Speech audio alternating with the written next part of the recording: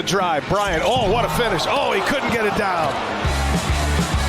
Meyer running the floor, a chance. Meyer, two-handed jam. In transition, Baylor gets a quick 2 prior to the horn. Welcome to Sick'em 365 Radio, live from Railhead Smokehouse in Fort Worth. One and done for Marquette. Black to Maddox, too easy. A breakdown defensively, and Shaka Smart wants a timeout. Our coverage of the NCAA tournament is brought to you by Allen Samuels Dodge Chrysler Jeep Ram Fiat, Automatic Chef and Canteen, Edward Jones Investments, IdealMRI.com, Marco's Pizza, The Nichi Group, Pioneer Steel and Pipe, Southwest Sports Medicine, Texas Farm Bureau Insurance, Waco Custom Marketplace, and the Willis Law Firm.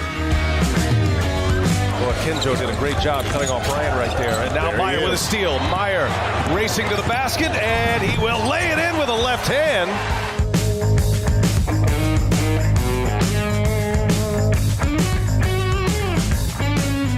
This is Ashley Hodge with Sick'em 365 postgame call-in show, coming to you from Railhead Smokehouse in Fort Worth, Texas. I'm joined by Matt in D.C. He stopped by. I think we're going to do an alternate. He's going to switch off with T-Rex here, his brother, in a second. But disappointing loss, but, man, that was high drama. Obviously, getting down 25 points with about 10 minutes left. You come back. One of the greatest comebacks in NCAA history. May have been the greatest, given how much time was left. They tied the game, and I just knew for sure Baylor was going to win that game in overtime. But they ran out of gas, got behind early. I think it was Dontrez Styles hit a big corner three on Akinjo, and he's not a guy that's a high-usage guy. That was a huge shot. And then obviously Baycott just a parade to the foul line in overtime. R.J. Davis had an incredible game. He was tired. He wanted no part of the ball, like, you know, on the full court press. I mean, they were passing it to other guys, but he finished well. He had a big layup and a foul, put him up 6, and Baylor couldn't get over the hump. They couldn't get back and make it a game at the end. But tremendous effort, tremendous season. You know, what the Bears have had to deal with. Matt Meyer was sick before this game, I heard. Just adversity. Kendall Brown had strep throat going into the Thursday game. I'm sure he wasn't 100%. He looked like he was still lethargic.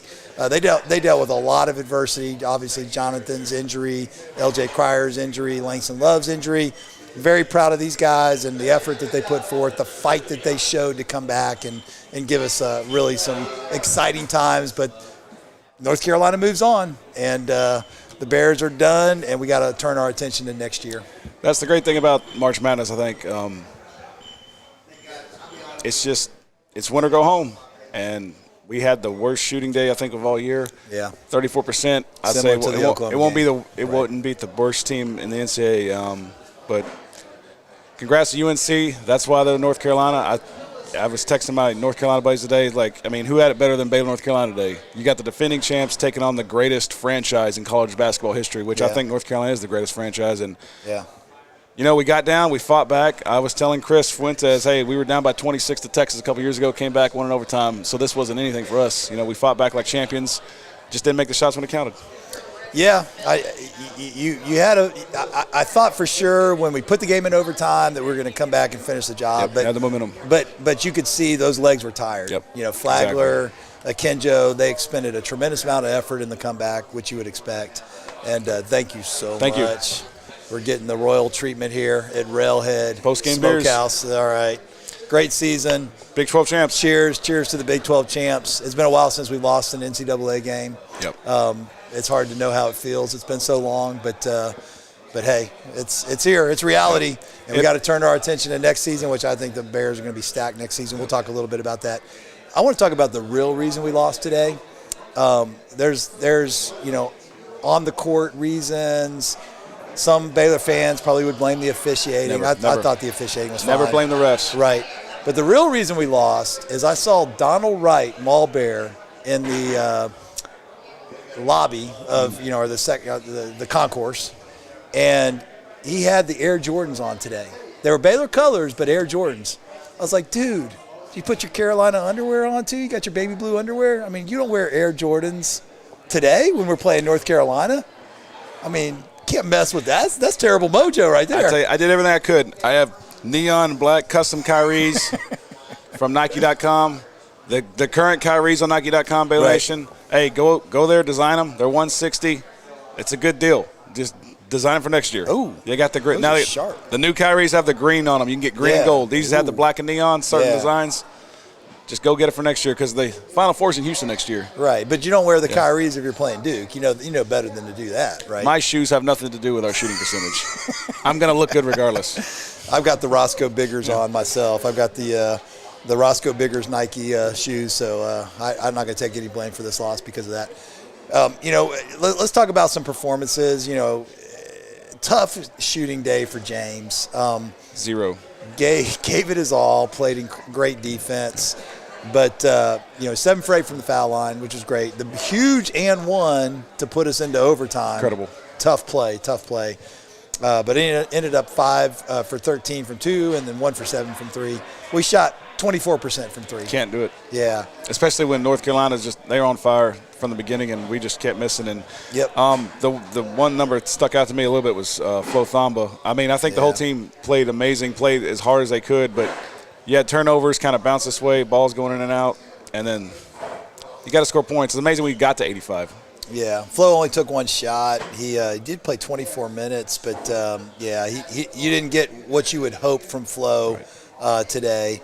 Obviously, Baycott is a big matchup issue. He ends up with only 15 points, but he shot 15 free throws, had 16 rebounds. So big game from him. You got tremendous game from R.J. Davis. Obviously, the MVP had 30 points. And he was 5 for 10 from 3. He was the difference. 9 for 10 from the free throw line, 6 assists, only 3 turnovers. The Bears did turn him over 21 times, but unlike the Thursday game, the Bears were pretty even on the assists and turnovers. Only 11 assists, 11 turnovers. That's not winning basketball. Carolina did have 22 assists, but they did have 21 turnovers. We'll talk about Brady Manick. He was terrific, obviously, but big flagrant 2 foul that got him ejected. We got any calls, Armstrong? Not yet. 254-339-1122 is the number. You can also text me your questions at 817-721-8611. All right, we got a text here. Definitely hurts to lose after an epic comeback.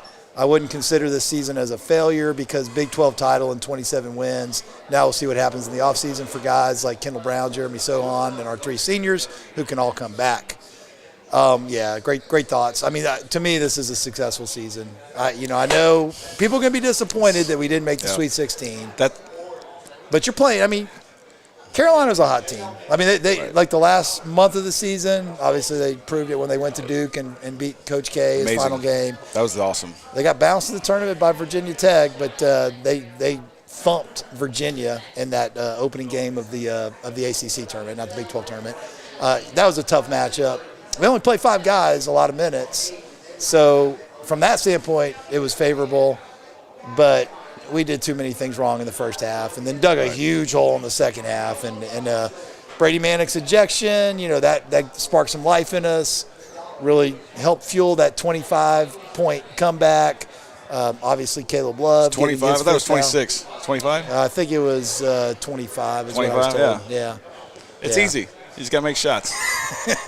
We were down to 26 Texas. Came back this one. Yeah. Never out of it. Only the last 5 minutes matter. Was it 20? I think it was only 17 against Texas or 19. 2019 year? You're talking, yeah. I think that was only 19. We can have somebody call in or look it up, but it was a lot. Yeah. And but we had shooters after shooters after shooters. LJ Cryer's absence was a huge absence today. I think we had Cryer. Oh yeah. And Langston Love. I mean, we're in it. The season, Dell played great. Dell brought it. I mean, obviously missed a few big shots, but it was good to see him hit some threes. I'm really encouraged by what he brings, especially the competitiveness. I thought Jeremy's competitiveness was incredible. We got a call. Armstrong, who we got on the line? We have Stephen from Virginia. Hey, Stephen. Stephen. Welcome to the Post-Game College Show with Ashley Hodge and Matt. Hey, guys. That's Cheers, Stephen. one of the most insane, intense games I've ever watched. Brady Manick went out, and it was like minutes before that, I was like, the only way they're going to get back in this game is if that man fouls himself out. And the resolve of the Baylor team, I'm just so proud of everybody. And, like, someone go check on Adam Flagler's head, please. And, like, these guys, they gave it everything. Yeah. They lost 3 rotation players. They won the Big 12. I'm so proud of everybody. And, like, I know they didn't win the national championship or make the Sweet 16, but, gosh, I'm so proud of everybody. And, you know, I still got to catch my breath. And they fought back, and it's just they let the Baylor light shine in them. And it's unfortunate that they lost, but I'll go down with these guys any day. I'll catch y'all later. Yeah. I mean, a big stat just to show you the effort that we put forth today. We had 24 more shot attempts than North Carolina. Wow. 24. And Sohan took a beating today. He was just getting fouled after foul.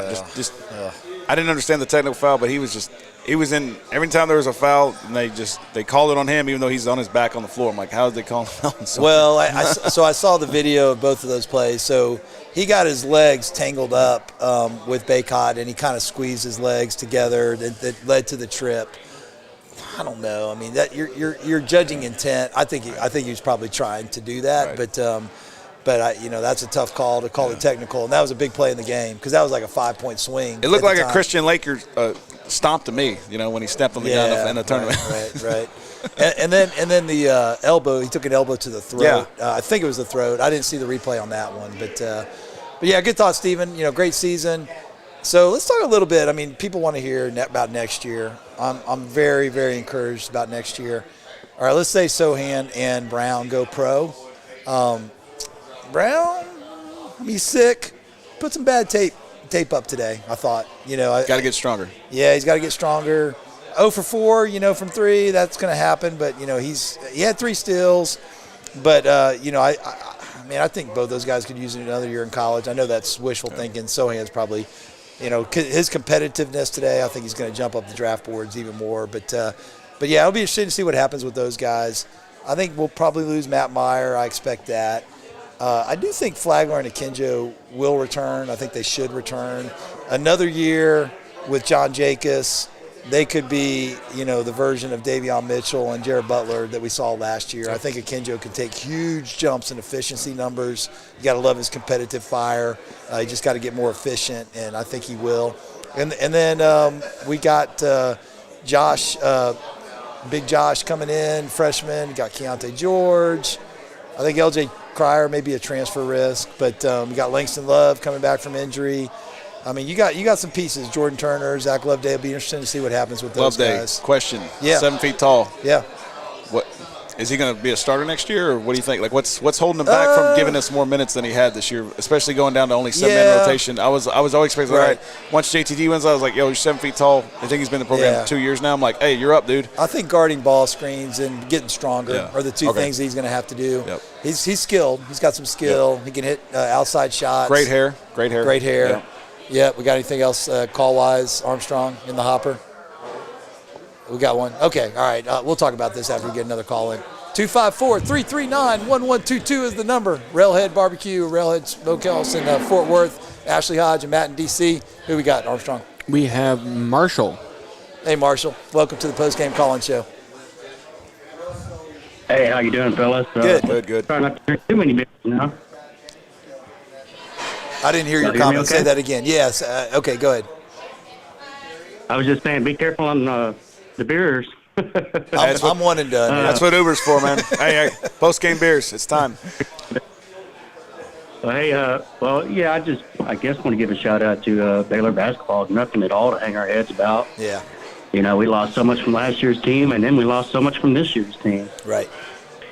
So, but you were kind of touching on it a little bit. The question I was going to ask, though, and that's who do we know exactly is coming back for sure next season? This is my expectation. I think we'll get James Akinjo and Adam Flagler back. We'll see. I mean, this is all going to be based on conversations that happen over the next week or two. I think that, Jonathan, I don't know if he'll be ready next year.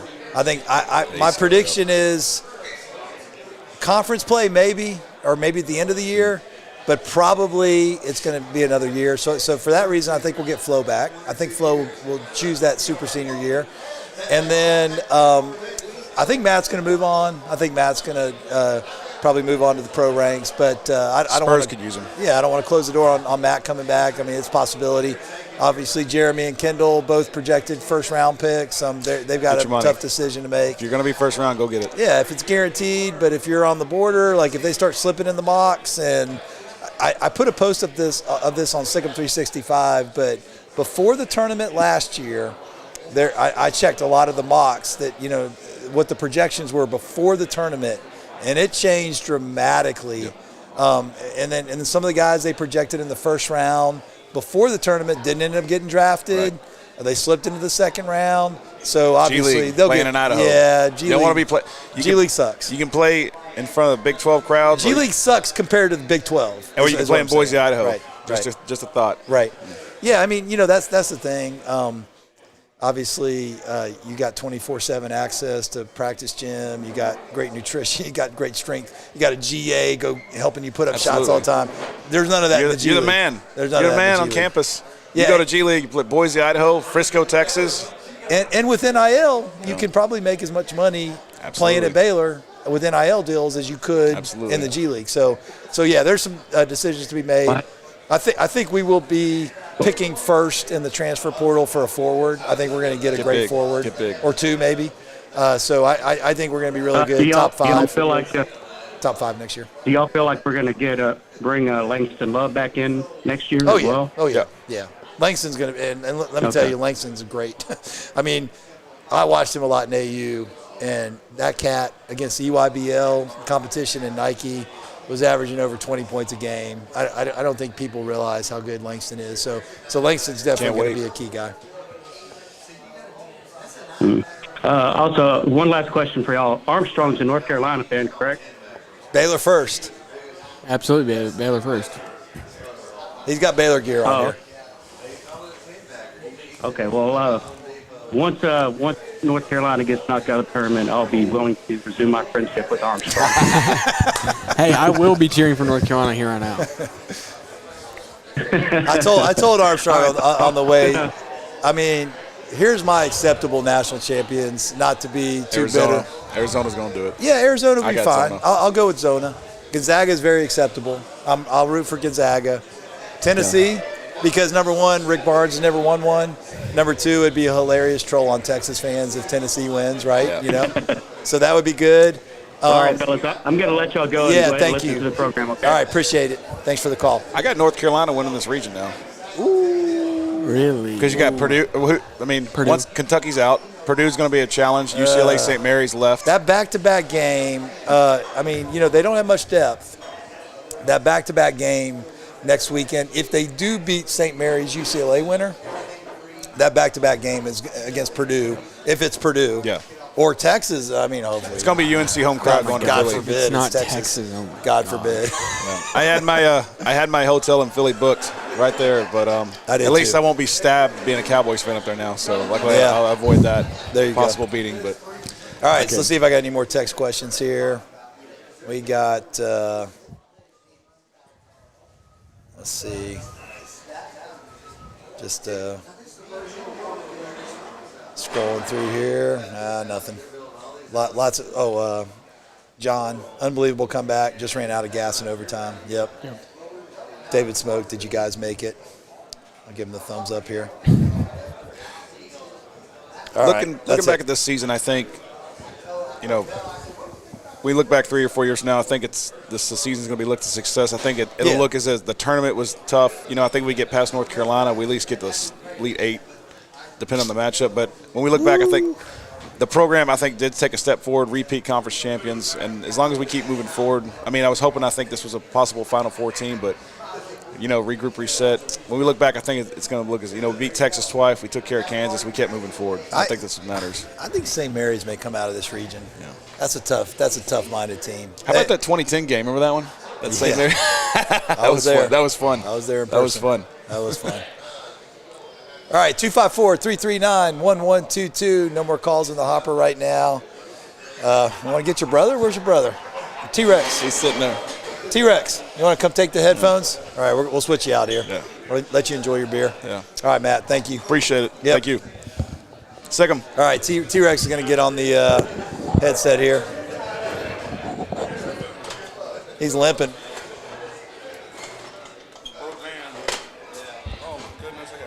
Oh, gosh. Look out. All right, this is risky. This is why the FCC isn't on here. This is what we call high risk, high return radio. I don't know about high return, but it is high risk.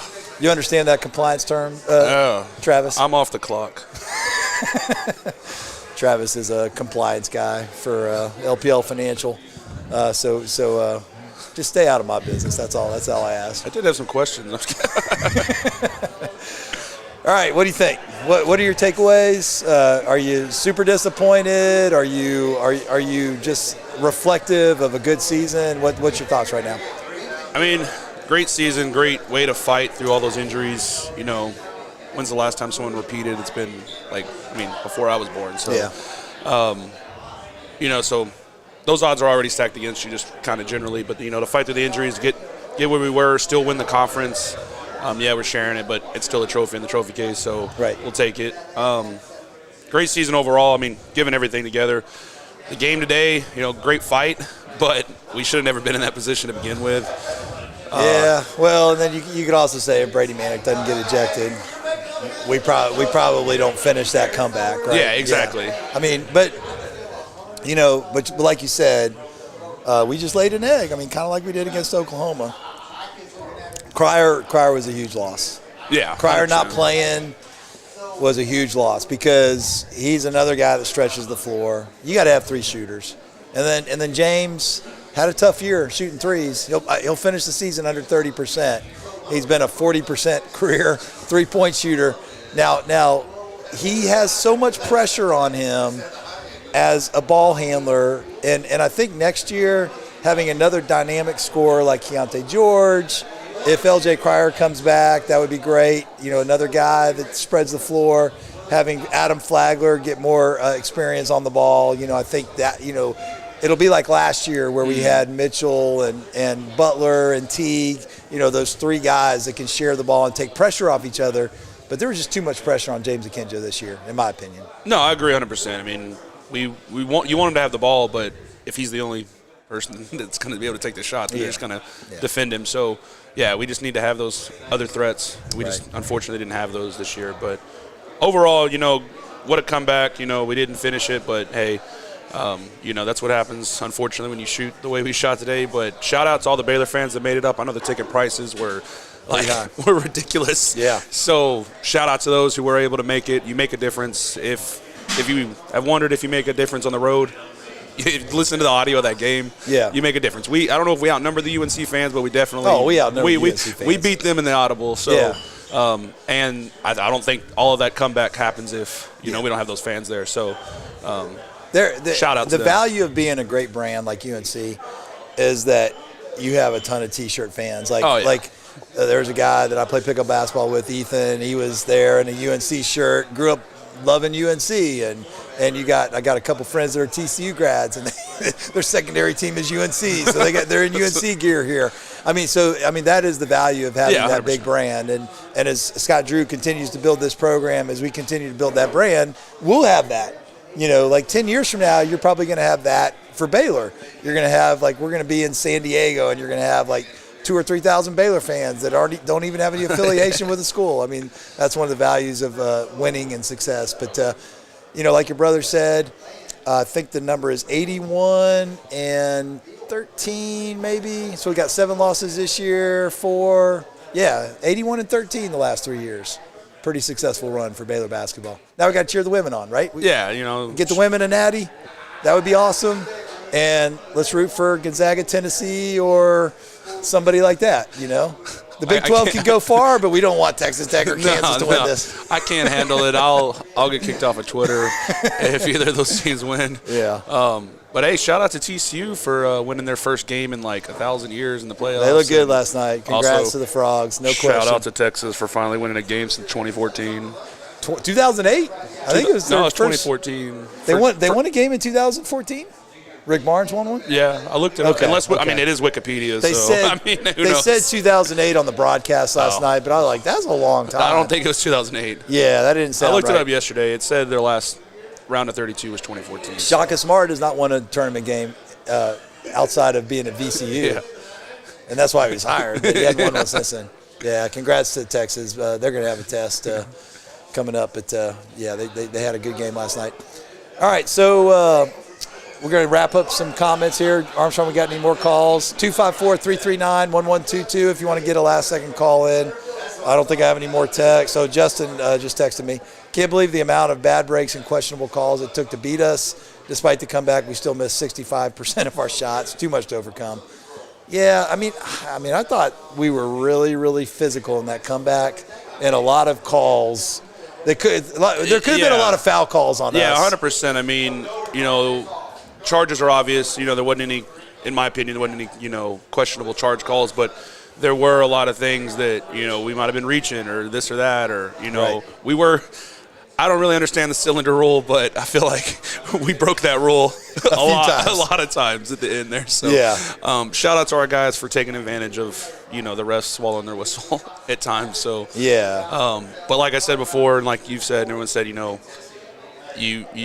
don't have to make a 25-point comeback to go to overtime if you don't get down 25 points in a playoff game. So that's unfortunate, but hey, you know what?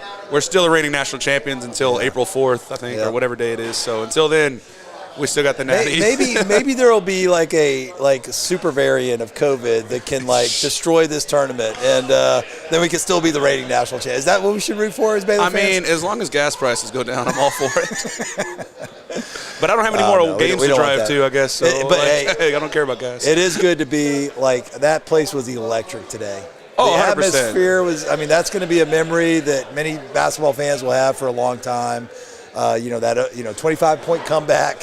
And then obviously North Carolina finished the job in overtime, which was disappointing from a Baylor standpoint, but from a nonpartisan, high drama standpoint, that was a good branding for Baylor basketball. Yeah, 100%. I mean, if you looked at the end where North Carolina was shooting in the second half, I don't think I saw a single Baylor fan, but there were a lot of fans yelling during their free throws. Right. So it's electric basketball. Those guys, you're getting free basketball. So hey, we'll take anybody if you want to cheer for Baylor. Yeah, I'm all for it. Every T-shirt bought is money in our pocket. All right, we got a live question from an audience member here. Caller, this is a long-time listener. Yes. The Travel Bear, Jason in Fort Worth. Oh, awesome. Hey, Jason. Yes, sir, brother. I think that, super proud of the effort, obviously. Being in the upper deck was pretty incredible, sitting around North Carolina fans. I just thought we were about to see something, just like we saw in November or December last year. I think the thing that I like to think about the plays that no one ever thinks about. Obviously, proud of the effort. A couple of things stood out to me. I think it was 4-0, and you're starting to feel that smothering defense like against Villanova. Kendall Brown had a breakaway steal for a dunk. Yep. However, and then they're up against a shot clock, and they beat us with a buzzer beater 3, and then it's 4-3. Yep. I just feel like that kind of opened the basket up for them. I think it kind of caught us on our heels because right after that, you have Flo Thumb, I think, went down, missed one from 15, 18 feet, and then they hit the 3. We're back. Yeah. I think they just kind of opened the lid up for North Carolina, if you will. And then obviously there's the obvious 5-point swing when we're down 6. It just one of the things that I wanted to talk to you about was Kendall Brown. Yeah. NBA lottery pick, we say. We think. I haven't heard what you guys have been saying. However, I just wonder if somebody gets in his ear and says, maybe another year is good for you here. Right. Because, I remember the Texas Tech game on the road. Watching, if you go back and watch that tape, he was very, very flat-footed. Right. Great kid. He seems like a great kind of culture fit here. Yeah. But just watching his body language, sometimes it felt like we were playing with 4.5 guys out there from time to time. And I'm not saying everything from up in the top of the arena, but what do you think about his play, and do you think he, obviously a lot of questions for the offseason. What do you think he's coming back? Yeah. I mean, I think his stock is probably going to drop based on how he finished the season. He's got tremendous potential. Yeah. He's not really good going left. He's going to have to develop more ball handling skills going to his left hand. Obviously, 3-point shot. In today's NBA, you got to be able to hit threes. And he's shown some inconsistency there. And I do think, just the motor is going to be questioned. So not to be too harsh on an 18-year-old because he's better than 99.99% of 18-year-old basketball players in the world. But he is. I do agree that another year of college would help him. But I do think also that if he gets a first-round grade, he's probably going to go. And same would be true for Sohan. And I think another year of college would help Sohan. They're great prospects, good players. They can become great, dominant college players. And in this day and age, you tend to rush the process. You tend to think, I got to take my money. But I do think now with NIL, I do think there's some interesting questions to ask because – like if you could get a deal for like $100,000 for Jeremy Sohan or $100,000 for Kendall Brown and, get those guys to return, you're like, hey, you're making money. You can take out the NBA insurance policy. You can hone your game, not spend most of your year in the G League because both those guys are probably going to spend most of their year in the G League, right? So even though they have this guaranteed money, first round money, that's not the most glamorous life. And college life is better than that. It's interesting questions. I'm expecting them both to go probably, and most advisors are going to tell them to go if they're projected first-round picks. But especially with Kendall, I think he's probably slipped a bit, at the end of the season. Yeah, that's great point. I agree with that wholeheartedly. And I think, last thing I'd say is, just the developing the three-point shot. It felt like we had no weapon. We're obviously living on borrowed time with. I think today's game looks a whole lot different with everyday John in the middle. Yep. And then you got being able to guard out on the perimeter. A 48% three-point shooter, LJ Cryer, that makes a huge difference too. Yeah. Yeah, sitting out for undisclosed reasons necessarily. Yeah. I mean, I know he's injured. And, you don't know the extent of it, and his intentions, and where he's going next. But again, I think that just boiled down to me. Look at Oklahoma, and then you look at this game here. 2 out of 3 games you're shooting. Yeah. In the 20s, it's not going to cut it. So, but anyway, the difference between this year and last year you had 3 dynamic guards, and that's how you win. You have 2-point guards in college basketball. That's the formula. You got to do that. I think Flagler and Akinjo can be that next year, and I think you got Keontae George, another dynamic scorer.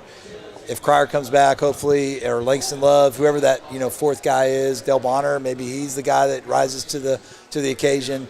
But you got to have 3 dynamic scoring guards, and Baylor had that last year. They didn't have it this year because of the injuries. Yeah. LJ Cryer would have made a huge difference, but it is what it is. You can't, I don't. We all knew in our heart we had hopes, but we all knew in our heart we weren't winning a national championship this year. Yeah, exactly. Without Cryer, you're not winning a national championship. We all knew that.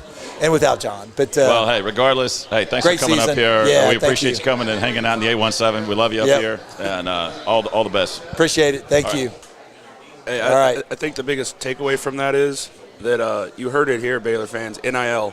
All right. Yeah, we got. We all complain about Kansas and Duke. Hey, we can do it legally now. So we need. Write your checks. All right, let's be honest here. We probably need $300,000 a year in basketball. We probably need $700,000 a year in football.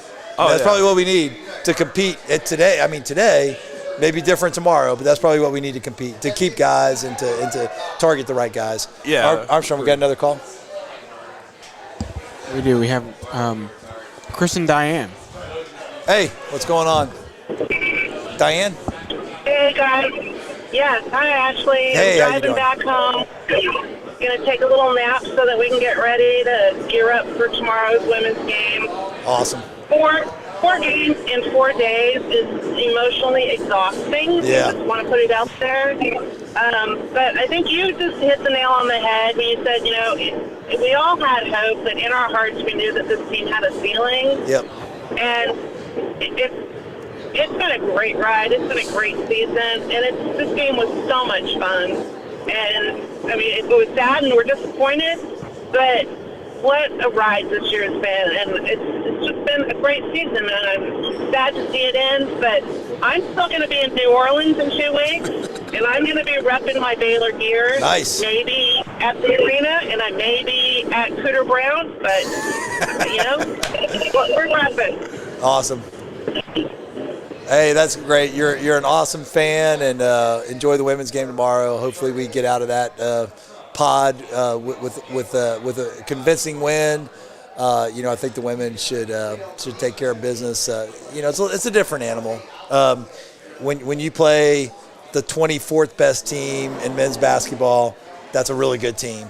You know, the 30th or the 24th best team in women's basketball is probably not a team that's going to beat Baylor. I mean, until you get to that Sweet 16, there is a little bit of a disparity in talent. And, you know, hopefully, I mean, well, you know, upsets happen all the time, but hopefully the Bears can take care of business tomorrow. And Nikki Collin can get her first Sweet 16, and we'll see where the chips fall after that. Oh, 100%. I mean, I keep seeing these pickles, so, you know, like I always say, and you're in a pickle, pass the ball to Pickle. So, but also shout out to that last caller for mentioning NOLA, because I need to go cancel my flight and hotel. So I got to cancel a hotel, and I got to cancel a hotel in Philly. We're all there. We all had them on hold. Yeah. All right. Well, listen. I think we're done, right? Armstrong. No more calls in the hopper. You've been listening to a Sick'em 365 postgame show. Ashley Hodge. We had Matt in DC. We had T-Rex. Sick'em Bears. Go Big 12, but let's not crown Kansas, Texas Tech, or Texas national champions. Let's not do that. Go Gonzaga. Go Tennessee. Go North Carolina. St. Peter's. St. Peter's, No Peacocks, baby. All right. Cheers.